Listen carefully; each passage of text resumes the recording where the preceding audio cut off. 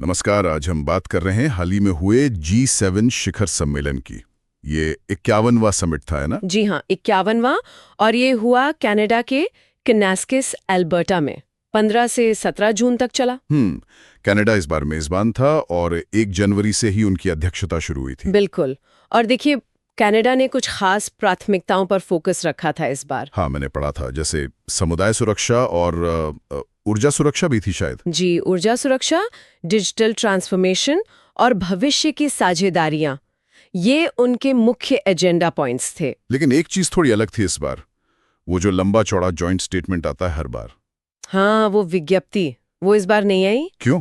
उसकी जगह क्या था? उसकी जगह एक छोटा कार्यकारी स्तर का अध्यक्षीय सारांश जारी किया गया। अच्छा, और ऐसा क्यों हुआ, कुछ अंदाजा? देखिए, कुछ रिपोर्ट्स कह रही हैं कि शायद अमेरिका के साथ कुछ कूटनीतिक तनाव था।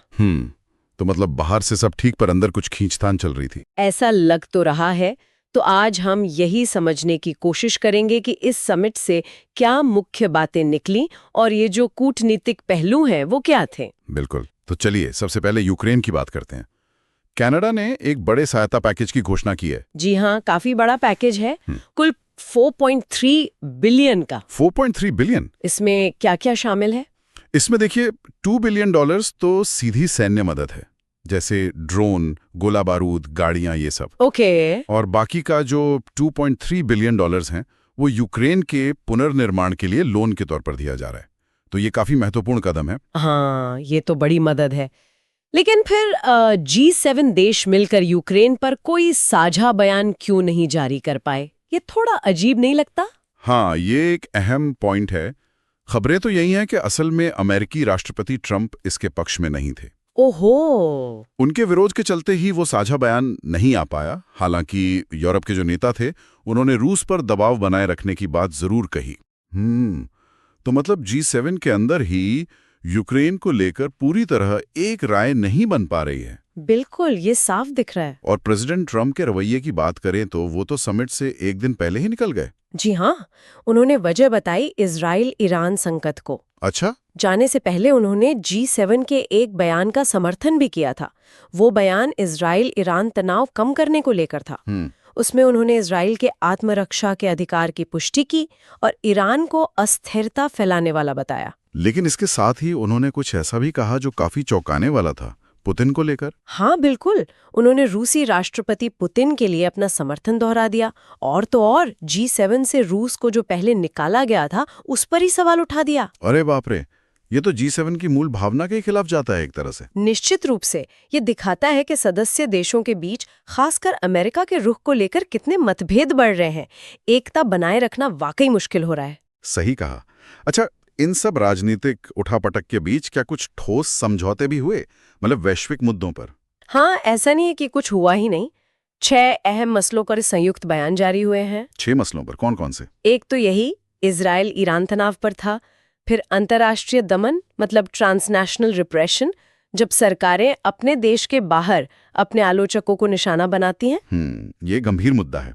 और आर्टिफिशियल इंटेलिजेंस यानी AI की रणनीति पर भी बयान आया। फिर महत्वपूर्ण खनिज यानी क्रिटिकल मिनरल्स की सप्लाई चेन। हाँ, ये आजकल बहुत चर्चा में है। जी। इसके अलावा प्रवासियों की तस्करी रोकने पर और जंगलों की आग से निपटने में आपसी तालमेल बढ़ाने पर भी सहमति बनी। AI और क्रिटिकल मिनरल्स वाले बयान तो काफी अहम लगते हैं आज के दौर में। बिल्कुल। AI पर सहमति ये दिखाती है कि दुनिया की बड़ी अर्थव्यवस्थाएं इस नई टेक्नोलॉजी से कैसे निपटना चाहती हैं मिलकर। और क्रिटिकल मिनरल्स वाला बयान शायद सप्लाई चेन सुरक्षित करने और चीन पर निर्भरता कम करने की कोशिश है। और क्वांटम टेक्नोलॉजी पर भी कुछ था शायद। हाँ, क्वांटम टेक्नोलॉजी पर एक रोड मैप भी सामने आया। ये भविष्य के तकनीकी सहयोग की दिशा तय करेगा। व्यापार के मोर्चे पर क्या रहा? अमेरिका और UK के बीच कुछ बात आगे बढ़ी? हाँ, वहाँ एक अहम डेवलपमेंट हुई। राष्ट्रपति ट्रंप और UK के जो प्रधानमंत्री हैं स्टामा, उन्होंने एक व्यापार समझौते को फाइनल किया। अच्छा, क्या खास है इस समझौते में? इसमें मुख्य रूप से कारों पर जो इंपोर्ट ड्यूटी है उसे 25% से घटाकर 10% किया गया है और एरोस्पेस सरचार्ज भी हटा दिया गया है। तो ये UK के लिए ब्रेक्जिट के बाद एक अच्छी खबर हो सकती है। जी, और शायद ये ट्रंप प्रशासन की द्विपक्षीय समझौतों पर जोर देने की नीति का भी हिस्सा है। और कनाडा यूके के बीच भी कुछ बातचीत हुई? आपने सीपीटीपीपी का जिक्र किया था शुरू में। हाँ, कनाडा और यूके ने एक द्विपक्षीय आर्थिक और व्यापार कार्य समूह बनाने पर सहमति जताई है। वो ट्रांस पैसिफिक पार्टनरशिप वाला बड़ा ग्रुप, यूके का उसमें शामिल होना उनके लिए काफी मायने रखेगा। बिल्कुल। आखिर में कूटनीति की बात करें तो कनाडा और भारत के रिश्तों में भी कुछ गर्माहट देखने को मिली, जो पिछले साल तनाव बढ़ गया था उसके बाद। हाँ, ये एक बहुत महत्वपूर्ण घटनाक्रम रहा। कनाडा के प्रधानमंत्री मार्क कार्नी और भारत के प्रधानमंत्री नरेंद्र मोदी के बीच बात हुई। अच्छा, क्या नतीजा निकला? दोनों नेताओं ने उच्चायुक्तों को फिर से नियुक्त करने और राजनयिक संबंधों को पूरी तरह से बहाल करने पर सहमति व्यक्त की है। ये तो बहुत बड़ी बात है। जी, जो 2023 में सिख नेता हरदीप सिंह निज्जर की हत्या के बाद तनाव पैदा हुआ था, उसे कम करने की दिशा में ये एक काफी सकारात्मक कदम माना जा रहा है। तो अगर हम इस पूरे समिट का सार निकालें तो एक तरफ यूक्रेन को मदद, कुछ वैश्विक मुद्दों पर सहमति, थोड़ी व्यापारिक प्रगति और कनाडा भारत संबंधों में सुधार जैसी अच्छी चीजें हुई। हाँ, ये सब सकारात्मक पहलू हैं, लेकिन सिक्के का दूसरा पहलू भी उतना ही साफ है। सदस्य देशों के बीच और खासकर अमेरिका के रुख को लेकर जो मतभेद और तनाव है, वो भी खुलकर सामने आए। सही कहा, जैसे यूक्रेन पर साझा बयान ना आ पाना। बिल्कुल।